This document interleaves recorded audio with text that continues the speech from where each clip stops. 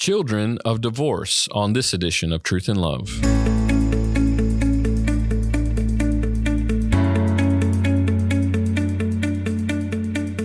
I'm Dale Johnson, and you're listening to Truth and Love, a podcast of the Association of Certified Biblical Counselors, where we seek to provide biblical solutions to the problems that people face. This week on the podcast, I have with me Amy Baker, and she is the Ministry Resource Director at Faith Church in Lafayette, Indiana. And she's been a part of the biblical counseling team there since 1987. And Amy and I today are going to talk about this issue of children who come out of divorce situations. And Amy, I read in the past a book that I think was very impactful to me just in seeing a sociological study on children of divorce. And it's by Judith Wallerstein, a sociologist, and she tracks over 25 years a longitudinal study of some of the impacts of divorce on children, how they think about life, how they think about marriage, how they think about love, how they think about the pain that came no matter what age they experienced their parents getting a divorce, and some of the difficulties that go with that. And as important as a sociological study can be, that should, as Christians, provoke us to deal with that decay, deal with those problems, deal with the issues that a child might face in a breakup of a divorce from a biblical perspective. And you've done some work to think through this. And it's very interesting to me as we think about our culture and how prominent divorce has become. 1984, right, where we see no-fault divorce, and now how easy it's become. And maybe we didn't think about the unintended consequence it would have on children. Certainly the Bible warns us about that consequence. But here we are in the middle, and researchers have begun looking into some of these effects on divorce and how these effects can continue long past 10, 25 years into adulthood and so on. I want us to talk about some of these things. So I want to give you an opportunity to describe, you've counseled a lot of children in situations like this. What are some of the common struggles that you see that children have when their parents divorce? I think divorce frequently stirs up anxiety in children. And one way I think that we see that is children whose parents divorce fear that their other parent's also going to leave. I mean, imagine just if you were a child and you've just learned that your parents are separating, one parent is leaving. I would be scared to death. Is my other parent going to leave as well? Am I going to be abandoned? So fear, I think, is one of the effects of a divorce on children. Yeah, absolutely. Being anxious and fearful, even internalizing as if the child has done something wrong, feeling guilty or something like that. But yeah, fear is, one person who's been an anchor in my life and been a stability in my life, a common person that I've seen every day that's been a dynamic part of everything that I've done, now is gone. And oh my goodness, do I fear the other one leaving as well? So if I were a child, and I think one of the reasons that I might be anxious or fearful is thinking about never seeing your parents again. That feels even like death to some degree, right? And so we can see that would be an overwhelming fear. Yeah, I agree. And sadly, what you've just described that you might fear is not necessarily unrealistic. I've seen statistics that 1/3 of all children whose parents divorce never see one of their parents again after the divorce. And only 1/5 of children from divorced homes maintain a good relationship with both parents. So what you just described that you as a child might be fearful of, for many children, that is going to be their experience. I think children may also fear that since their parents don't love each other, they may not love them. You think about how divorce gets explained to children, and perhaps it got explained this way. The parents sit the children down and explain that they're going to get a divorce, and they say something to the child like, well, your father and I, or your mother and I don't love each other anymore. And what comes next? We'll always love you. Well, okay, you're a child. Does that make sense to you? Like, you're an adult. Does that make sense to you? So I think children may also fear that, maybe my parents are going to stop loving me. Or since we know that many who divorce are going to end up getting married again, the children are probably wondering, is this going to happen to me again? Is this going to be my experience again? And we know that the divorce rate is higher in remarriages. So again, for many of these things that these children are feeling anxious about, those things are not necessarily unrealistic. And then just like all of us, if you've been hurt once, you don't want to be hurt again. And so am I going to get hurt all over? And is this going to be my life from here on out? So I think fear is probably one of the main struggles that we would see children struggling with. Yeah, absolutely. It creates a tenderness, almost waiting on the next ball to drop of something bad that's going to happen. That's going to, upend their life, because this fear to them is very real, because now what they're living, going back and forth between homes and all this stuff, it's reinforcing this fear and this vulnerability of a child. We've talked a little bit about fear, which I agree is one of the more prominent sort of overwhelming pieces that a child will experience, and sort of is pervasive in lots of areas. But there are some other common struggles that we see consistently with children whose parents divorce. Describe what some of those other common struggles are. I think one of them is anger. Children may be angry toward the parent who left, that they're being deserted, that their responsibility was ignored. That makes sense to us, I think. What is perhaps, I think, less intuitive is the child may be angry at the parent who stayed. You chose someone to be my parent who was going to leave. I remember reading a quote by a 13-year-old who was angry at her mother who stayed for picking as my father the kind of man who would leave me. And then if there's a remarriage, as there's often going to be, children may be angry at the step-parent, because most children whose parents divorce have this dream of getting the original family back together. And so now there's a remarriage, and what just happened to their dream of getting the original family back together? Well, that dream got busted in a big way. And who do they see as responsible for destroying that dream? Probably they're going to hold the step-parent responsible. So I think anger would be another common one. You mentioned briefly guilt, and I agree. Children may struggle with guilt, thinking that this divorce is because of them. And if their parent had really loved them, their parent would have stayed. Why would their parent? So they may struggle that maybe they're unlovable, or maybe the parent is leaving because they were bad and they've heard their parents arguing about them. If I hadn't been bad, if I hadn't complained, if I hadn't whined wanting this, then maybe my other parent would still be here. Or I think probably the major thing that contributes to guilt is just what we call loyalty conflicts, where the children feel as if they've got to be loyal to either one parent or the other parent. And whichever parent they choose, that often just stirs up guilt. And then just the going back and forth between parents. Do I really belong here? Then you add in that, we're talking about children whose parents are divorcing, but these children are struggling, but they're not the only ones who are struggling. We've got parents who are struggling as well. And we know that, divorce just upends your world. And so for many parents who are divorcing, they go to work and they do their best to hold it together and not just have a meltdown while they're at work and just pouring all their energy into just getting through the day. So by the time they go home, they are emotionally, physically exhausted, and there are these kids. And really what they want to do at that point is just crawl under the covers and hide from the world for a while. So there's a loss of parenting, there's a loss of structure, and then just the feeling like I have to choose one parent or the other, that loyalty conflict. I think that that's perhaps one of the most difficult things that children face. Yeah, these are deep-seated things and significant things. I know we're talking about children, but let me flip it around when you talk about loyalty conflicts with parents.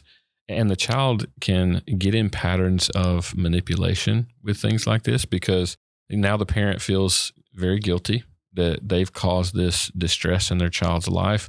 They know the other parent is giving them nice things or treating them nicely, or the discipline is not as strict, so they can play more video games at the other parent's house. And now I have to be the bad cop in the whole process. And it's what I call parenting out of a deficit, where you feel guilty for something that you've caused on this child. So now you want to, sort of release any restrictions on the child. And part of what that does is it begins to teach the child how to manipulate parents. I'll go ask this parent. If they say no, I'll go ask the other one, and I'll try to get my way. And we create environments that can be very unhealthy. Okay, so that was an aside. I want to get back to the children, and let's focus on them. There are several things that you brought up that I think are, as I mentioned, deep-seated and really important for us to pay attention to. And I think we could assume in many ways that children are walking through this stuff. So do you think it's safe to say that almost all children feel some pressure to choose sides when there's a divorce. And especially this comes up when we think about custody and all of that. They feel some pressure to choose sides as to who was right, who was wrong, who should I go with, who should I not. Talk about that pressure a little bit. Yeah, I do think that there's great pressure on the children. And let me give you a couple of quotes that I think illustrate that. In Becoming a Step Family, the author gave a couple of quotes from children that I thought were really powerful and haunting. The first one is from a 9-year-old girl. And this sweet little girl said, "On Mother's Day, I didn't know what to do. I didn't even know what I should do or could do. If I went with my stepmother, my mother would be furious. If I went with my stepmother would be upset. I couldn't even think about it. It's the worst situation I ever had in my life." So you just imagine being a 9-year-old girl and you've got to make a decision like that. And whatever decision you make, people aren't going to be happy with you. And 9 years old and you've got to make that decision. Such a lose-lose situation, right? It is. And it doesn't necessarily get easier as you get older. A quote from a girl in her mid-20s about to graduate from college. She said this. She said, "It's all so confusing. It's supposedly my day. But if my father brings his new wife, my mother's going to be a wreck. But if I ask him not to bring his wife, he'll have a fit. I can't sort out what I'm supposed to do here." Well, wise listeners, do you have an easy answer for that one? This is difficult. Yeah, this creates a lot of inner turmoil for a child and a burden that they didn't ask for, but here they are in the middle of trying to sort this out. And what you're showing too is this is not one difficult decision. This is a constant repeated decision with milestones in life. So talk about maybe 2 or 3 ways that we help kids who are feeling this kind of tension. I think everyone gains if all the parental adults involved in a child's life have a good working relationship with each other in respect to the child. Where there is a good working relationship between the adults, the children's loyalty conflicts generally are reduced. And as a result, they can go between those 2 homes more easily and relate more positively to their parents.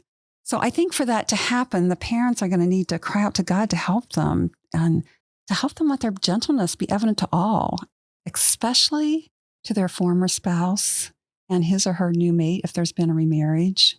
So you think about that and you just think about all the pressures that come with divorce and the temptations that come with it. And then you talk about letting your gentleness be evident to all. And when we think of gentleness, we think of words like forbearing and large-hearted and courteous and considerate and generous and lenient and moderate and not irritable or rude or abrasive. And those aren't words that we naturally associate with divorce. And yet here in God's word, we have this instruction, let your gentleness be evident to all. So as divorced parents are empowered to do that because of Christ's love, just think about what that could look like and the impact it could have. Let me try to illustrate that for you. Dale, let's pretend that you are a divorced parent. All right. So you are a divorced parent and you have 2 children in your imaginary family. And your oldest son, Johnny, is a 7th grader. And Johnny loves basketball. So Johnny has tried out for the 7th grade basketball team and he's made the team. So as his father, whenever you have the opportunity, when there's a game, what are you going to try to do? I want to go. Absolutely, you want to go. So in our hypothetical imaginary family, Johnny has a game today and you don't have any responsibilities. So you're going to go in our imaginary world. Yeah. So you go, you get there early, you scope out the gym, you find a nice seat on the bleachers where you're going to be able to see Johnny play, and you're set to just cheer for him. Now, your former imaginary spouse also loves Johnny. So when Johnny has a basketball game and she doesn't have a conflict in her schedule, what's she going to try to do? She wants to be there. And today happens to be one of those days. So she also arrives at the gymnasium. She sees you where you're sitting in the bleacher, but you're divorced and her relationship with you is not all that amicable. So she goes to the other end of the bleachers and finds a seat there. All right. So Johnny's team comes out and Johnny, he plays the best game he's ever played in his life. And as a father, you're just so pleased with him. You've been working hard to teach him to to be a godly athlete. And in this game, Johnny not only scored the winning 3-point shot at the end of the game, that making him the hero, but he also did all the other things that you would love to see him do as a godly basketball player. He passed the ball when he was out on the court, and I'm limited in my knowledge. He encouraged his teammates. I mean, he did all these things in helping them overcome adversity. But that was pretty good, right? It shows you're from Indiana. You know basketball. I should know. So when he's on the bench, he's cheering for them. Okay, so they win the game. Johnny is the hero of the game. You're just so pleased with the way that you saw God at work in his life. So the team does what they do after a game. They go to the locker room. So now the question is, here's Johnny, had a beautiful game. What does Johnny want to do now? And I would posit Johnny doesn't want to come out of the locker room, because when he comes out of the locker room and re-enters that gym, he's got to make a loyalty decision. Does he go here and come to dad, or does he go there and come to mom? And all that joy and just pleasure being able to perform well in this basketball game, I think it's turned into, I don't want to leave the locker room. So you, Dale, are a parent who wants to let your gentleness be evident to all. So you're thinking about Johnny, and you don't want that to happen to him. You love your son. You don't want him to have to be faced with that. So it's like, what can I do? How can I let my gentleness be evident to all, so that my son isn't put in that position? So prior to the game, you've gotten there first. So you're sitting in the bleachers, and your former imaginary wife comes in and sits down at the other end of the bleachers. And you think, oh, that's going to make it hard on Johnny at the end of the game. So I'm going to move over closer to her so that Johnny's not put in that kind of position. And so you do. You get up and you move closer to her so that you're both in the same vicinity. And that was a beautiful, godly kind of thing to do. But Dale, I just need to tell you, your former imaginary wife, she really can't stand you. And she's really not interested in having you be anywhere near her. So when you come over and sit in her vicinity, she now gets up and moves to the other end of the bleachers. So here you are trying to use God's grace to display gentleness. And so what do you do now? Do you like, well, I tried. See, that's why we got divorced in the first place. There's no working together. Well, it may be tempting to do that in that situation, but I think in God's grace, we can even push the envelope a little bit farther here and think, all right, so that may not be a possibility. That was an application. God's word doesn't command that you've got to do it. That was an application, but that application just isn't effective in this situation. So what other options are available to me? So I'm asking God, give me wisdom. What do I do in a situation like that? And it's like, you know what? Maybe I need to communicate with Johnny even prior to the game. And I say to him something like, Johnny, after the game, I'm going to look forward to getting to talk to you about how the game went. But I want you to go talk to your mom when you come back out after the game. You go talk to your mom. I'll wait for you in the car, or I'll meet up with you at home, or something like that. Now, as Johnny's father, your son just had the best game of his life. Is that going to be easy for you to do, to say, here, son, you go chat with somebody else and I will step into the background and wait for you in the car or wait for you at home? Is that going to be natural? Is that going to be easy for you to do at that point? Not an easy thing. Yeah. Yeah, I don't think so. But here's what I think it does. I think it brilliantly puts on display the character of our King and our Savior. Because instead of demanding your rights, you're saying, I'm thinking about you, son.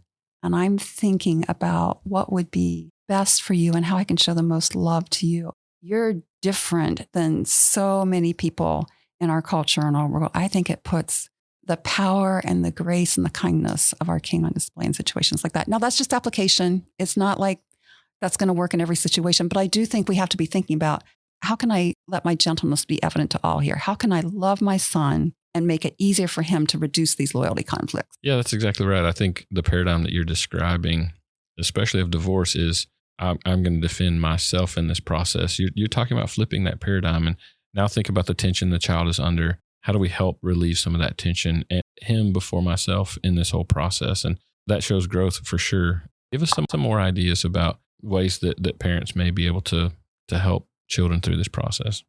I think another thing that's important, Dale, is to teach children biblical love. Biblical love is not exclusive. And loving one individual doesn't mean that you can't love another. And, I said that and just like, you don't look shocked. Like, what? I didn't know that biblical love is not exclusive. In this setting, as we're talking about, it's like, well, of course, but that's not what it feels like to the children. To the children, it feels like love is exclusive. And if I love one parent, that means I don't love the other. And if I love the other parent, that means I don't love the first parent. So for them, it feels like with these loyalty conflicts, like love is exclusive. And if they choose to love one parent, what they are non-verbally shouting is, I don't love the other parent. So I think we need to teach the children biblical love. Biblical love is not exclusive. All right. So let's hone in on that. Some specific ways that we can teach that love is not exclusive in very difficult situations like divorce. So I think one of the ways that we might be able to do that is let the children know it's okay to invite their other parent and step-parent to activities for the child. So when you host a birthday party for that child, let the child know that it's okay for them to invite their other parent. Help the child in projects that show love for the other parent. Help them pick out birthday cards for the other parent, to buy Christmas gifts. Encourage the children to save their best school papers that they got an A on so they can show them to their other parent next time that they're together. Or encourage the children to call the other parent each day when they're not with them. Things like that. You're communicating, I want you to have a relationship with this parent. It's okay with me. You're not destroying me by showing love to them. You're not communicating you don't love me by showing love to them. And this is getting down really into the nitty-gritty of where people's lives are, right? Where a child is really wrestling with what you called earlier loyalty conflicts. How do you continue to help a child who's struggling with those conflicts in their mind? Yeah. I think another thing that would be helpful for children is teach them not to get involved in others' conflicts. In Proverbs 26:17, we're told, like one who seizes a dog by the ears is a passerby who meddles in a quarrel not his own. Now, I have never seized a dog by the ears. Have you, Dale? Not that I know of. Okay. Yeah, I can recall. But I have a picture in my mind of what it might be like for me if I seize a dog by the ears. And that picture involves me being transported to the emergency room. So you think about it, who is the passerby and who are the people who have the quarrel in a divorce situation? Well, the people who have the quarrel are the parents. The passerby is the child. Okay, like one who seizes a dog by the ears is a passerby who meddles in a quarrel not his own. We've got two parents who have a quarrel and the child is just the passerby, but the child can so easily get pulled into those quarrels. I mean, just think about mom picks the child up from school, they're driving home and it's dad's weekend with the child. And so she calls him while they're driving home to find out what time he's going to pick the children up. And he says, I can't pick him up on Friday. I'm not going to be there till Saturday morning. And they get into a heated discussion about it. And that discussion ends when one of them disconnects the phone conversation. And then there's the child in the van and just hearing mom spluttering with rage. And after she hangs up, it's like, can you, and now here's this passerby who feels like I ought to do something. Here's my mom who is in distress. I ought to do something. And so the child does something, but he becomes like seizing a dog by the ear. So I think we want to teach children not to get involved in others' conflicts. Amy, I'll be honest. I don't know that I've ever looked at Proverbs 26:17 quite like that, but that's actually a really good and insightful illustration that comes directly from that particular proverb. And I think just an interesting application to think about children and how they're affected in that way by such a conflict. And one of those areas where we see conflict the most is certainly with child visitation. And once we work through custodial rights, who has those responsibilities, Give us some thoughts on how parents can really help children, especially on these issues of visitation when they're not with the other parent, some of the things that they can do. Right. Because when you're going back and forth between houses, it's like where, especially with the non-custodial parents, like, really, do I belong here? So I think a key factor is not to consider visiting children as guests. You give them responsibilities. You have them follow the house rules. So let me try to illustrate that. So let's say, Dale, that you and your non-imaginary, very sweet, wife. godly wife invite me over to your house for dinner. And I will be happy to come over to your house for dinner and eat up your good food and enjoy fellowship with you. So I accept your invitation. I come, I enjoy a meal with you. After the meal is over, perhaps I offer to help with the dishes, that kind of thing. But at some point, I'm going to say, it's been nice spending time with you. I leave. After I leave, are you going to look at Summer and say, she didn't clean the bathroom before she left? Or the dishes. She left the dishes. I know. Like, I can't believe it. Are you going to be offended because I didn't do that? Because, to be honest, I'm not going to clean your bathroom before I leave. I'm going to leave without cleaning the bathroom. But I think neither you nor your wife are going to be offended because I didn't clean the bathroom. But why not? I mean, why are you not going to be offended because I didn't clean the bathroom? Well, who's responsible for cleaning the bathroom? It's the people that belong there. It's the people who have a place in the family. Those are the ones who have responsibilities like that. It's not the guests. And so I think one of the ways that we can help children with that is we don't treat them like guests. We give them responsibilities. We give them structure. We give them house rules. That communicates, I think, you belong. And that's hard for divorced parents because, particularly if you're the non-custodial parent, you only get them, you mentioned, you only get them for a little while. And so the temptation is, I want to spend my time with you doing enjoyable stuff, not cleaning the bathrooms, that kind of thing. But I do think that can be a misstep if every weekend becomes, I just want to be able to enjoy our time together. We may actually be shooting ourselves in the foot and communicating to our children, you don't really have a place here. So I think that's one of the ways that we can. Yeah, well said. And one of the things that we talked about, I think is a real challenge for children is loss of that parenting structure, which is realized through something like visitation, right? So that loss of parenting structure, after divorce, child's parents are struggling even themselves to figure out, okay, what do I do? How do I handle the child? And then the child responds maybe even rebelliously to certain things, throwing tantrums or just rebelling against even doing chores and discipline or anything like that. What are some important things for parents to remember when the situation gets difficult like that? A lot of times after a divorce, and we see that loss of parenting structure. So sometimes we see the children in the family stepping up, and now they're doing the household chores that perhaps the spouse used to do. They're mowing the yard. They're making sure that the younger children get their homework done. They're cooking the meals, that kind of thing. And we look at children and we mourn. We say, oh, they're missing out on their childhood because we see them doing these adult tasks. And I would caution us against thinking that the remedy is found in providing a typical childhood for children. In Ephesians chapter 6, parents are given the instruction to bring their children up. And the implication is that the parents to be shepherding their children to adulthood. And most parents implicitly understand that, and they rejoice as they see their children maturing and becoming more and more adult-like.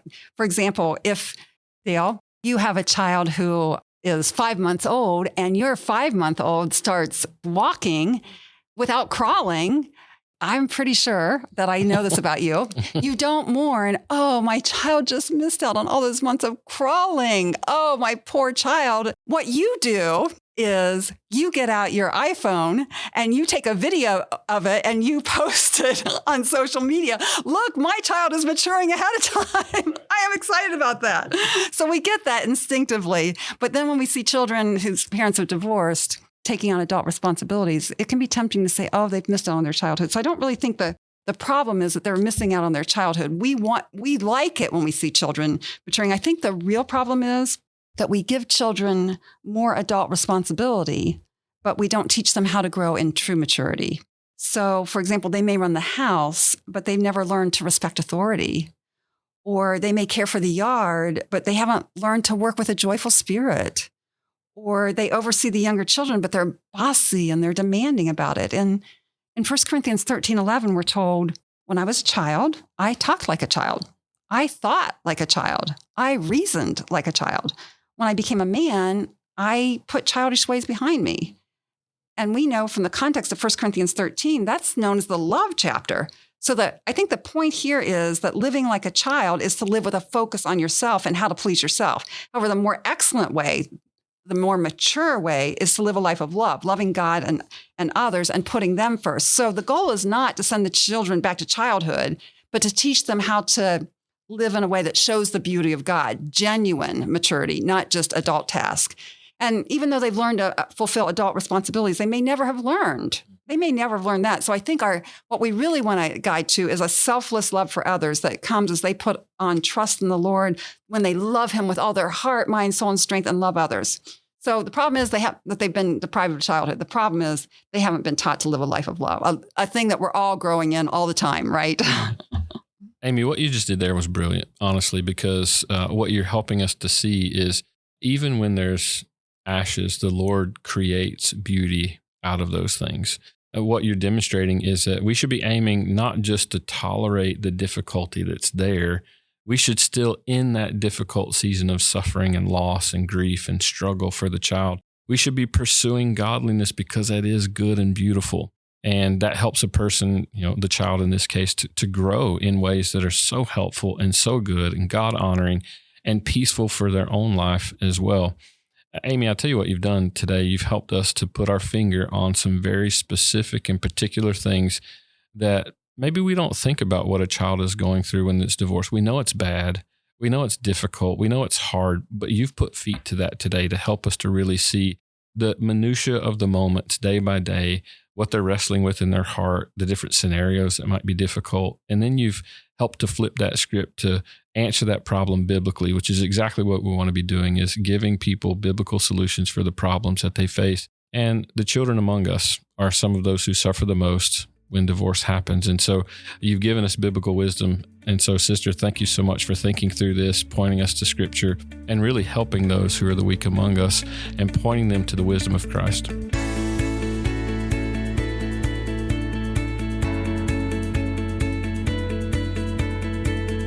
You're listening to Truth and Love, a podcast of ACBC. Listen, I'm so thankful for Amy and her help for us today. This is such an important topic, this idea of children of divorce, and lots of sociological studies that have been done on this. There have been longitudinal studies done on this as well. And man, what a prime opportunity for the church to step in and really minister well to broken families and to children who really feel lost on their way.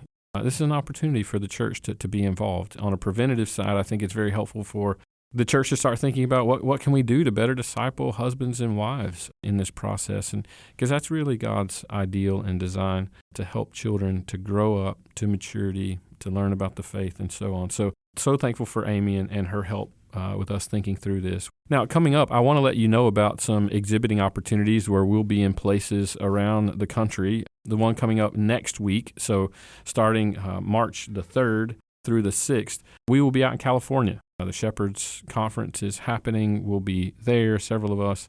We'll also be on the campus at the Masters University, getting to meet with students on that Monday, the 3rd of March. Look forward to seeing students. So if you're listening, we'd love to see you, and opportunity to ask me any questions that you want. Also at the Masters Academy International Symposium that happens on the 4th, we'll be there as well, exhibiting. Again, love to answer any questions that we can. We're having a great time partnering with several missionaries and mission sending agencies to be able to meet some demands of counseling and member care that they have.